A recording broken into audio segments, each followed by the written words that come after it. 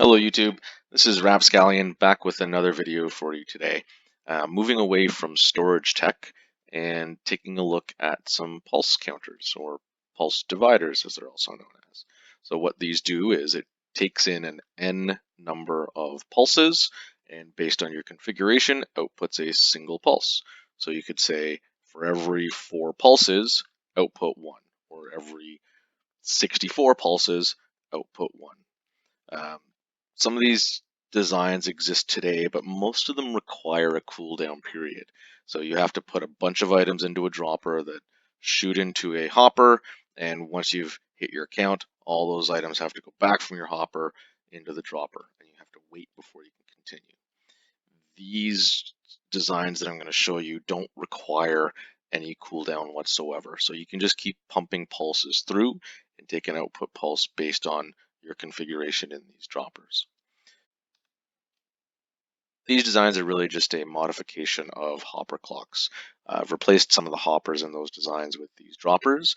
This is where you would put your items in to count the number of pulses. So currently I'm configured for 4 pulses coming through before we take an output pulse. So let's take a look at this here.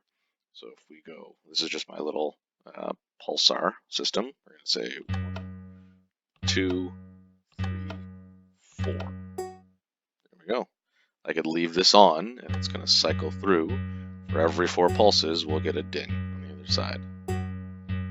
So you see there's no reset time. It's also silent. The only noise you're hearing is from these note blocks here, and that's just to give you a visual and audio confirmation that this is working. But no clicking, nothing else. And you can see them transferring back and forth between these droppers. So you can take the single pulse out, or on every 4th item, you can get a stable signal off of these redstone torches. The setup's pretty simple. Again, there's not much to it. I don't think I need to do a tutorial here if I just show you around how everything works. It's really all it is these are self-locking comparators, so the pulse just takes turns going through each side. In these hoppers, we only have one item passing back and forth every time the items move completely from one dropper to another. So this can take in 64 times 9 slots in these droppers to count. So you can count quite a few number of pulses here. The drawback is that it has to be a 3-tick delay on the pulses coming in. Anything faster, you will hear some clicking. So the dropper's firing, and it actually doesn't count properly. I think it's taking in one extra pulse, and it's just a blank click. So it does have to be configured like this. So second design is essentially the same thing, but we've replaced the droppers with the hoppers, just as in that standard hopper clock design. And we have our 4 items again in one of these hoppers. This one, the benefit here is that we can actually do a 2-tick pulse in between. So we can start repeating for much faster pulse count and still output a single pulse.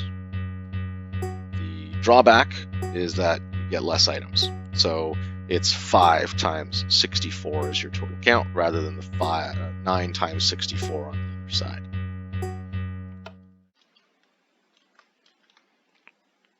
So here we're set up for the last pulse to go through between these 2 hoppers to trigger the output pulse. What I'll get you to notice is the time between the final input and when the output occurs. That circuit delay is a little bit long for my liking. I haven't been able to decrease it any further. If anyone can help figure out how to shorten up that or decrease that circuit delay between the final input and the output, I'd love to see some suggestions, but let's just show it here. There. Not very long, but for some of the purposes that I want to use this system for in a practical setting, it needs to be a little bit shorter. So there's a challenge for you out there, YouTube. If anyone can come up with a way to decrease that circuit delay, I'd love to see it. So this is my take on pulse counters, or pulse dividers as they're also called. Completely silent, no reset, and they are configurable either by 9 times 64 or 5 times 64. Hope you've enjoyed. I will have another video out in the coming days, maybe a little bit shorter than this one because it's not as a big, interesting thing. But that's it for today. And thanks again, YouTube, and have a great day.